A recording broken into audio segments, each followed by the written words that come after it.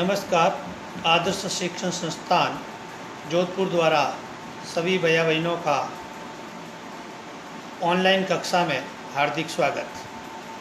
पिछले वीडियो में हमने संख्याओं के सन्निकटित मान को करना सीखा था। इस वीडियो में भी हम संख्याओं को व्यापक रूप नियम का प्रयोग करते हुए संख्याओं के गुणनफल के बारे में अध्ययन करेंगे। ठीक है ना। इस प्रकार के प्रश्नों को हल करेंगे। तो प्रश्न संख्या इस वीडियो में हम प्रश्न संख्या 3 हल करेंगे। प्रश्न संख्या 3 ये बताता है कि व्यापक नियम का प्रयोग करते हुए निम्नलिखित गुणनफलों का आकलन कीजिए। अब सबसे पहले हम देखते हैं कि व्यापक नियम क्या है। व्यापक नियम का मतलब है किसी भी संख्या का सन्निकटित मान करके उसका सबसे अधिकतम मान लिखना। यानी उस संख्या का हम सबसे अधिकतम मान सन्निकटित करके कितना लिख सकते हैं या कितना हो सकता है, वो उसका व्यापक नियम का कहलाता है। तो व्यापक नियम का प्रयोग करके हमें इनके गुणनफलों का आकलन करना है।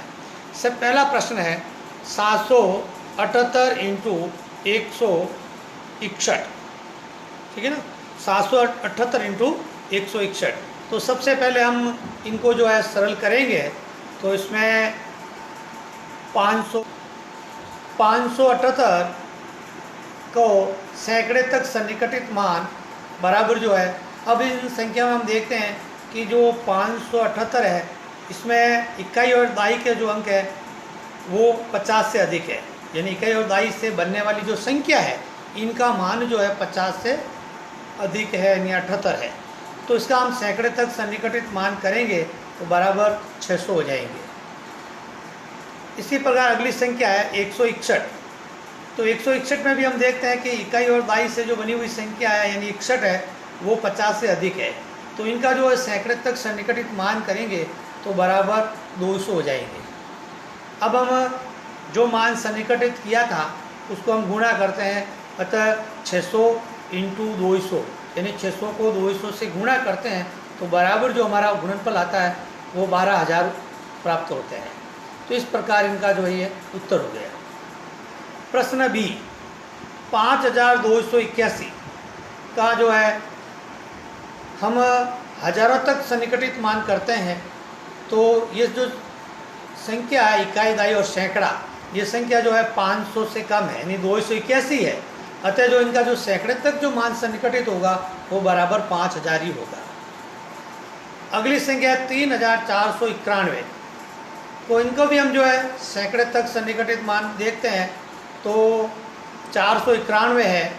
तो इसका मतलब हो गया कि ये 491 जो कि इकाई और दाई से जो बनी हुई संख्या है वो 50 से अधिक है यानी 91 है।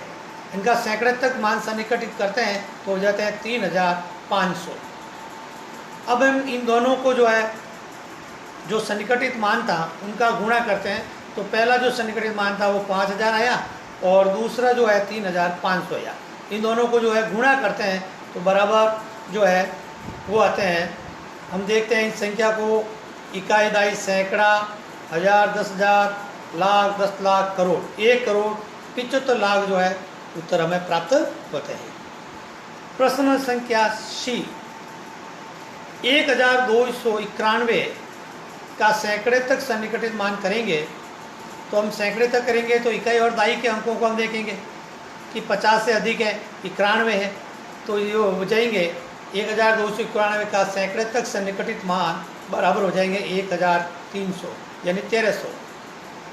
अगली संख्या है 592। इनका भी हम सैकड़े तक सन्निकटित मान करके देखते हैं।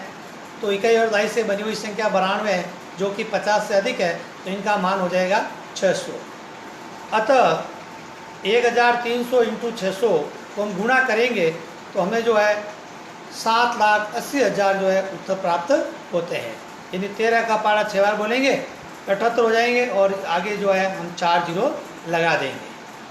तो इस प्रकार जो संख्या बनेगी वो 7,80,000 बन जाएगी। प्रश्न संख्या डी 9250 का हजारों तक हम इसका मान सन्निकटित करते हैं।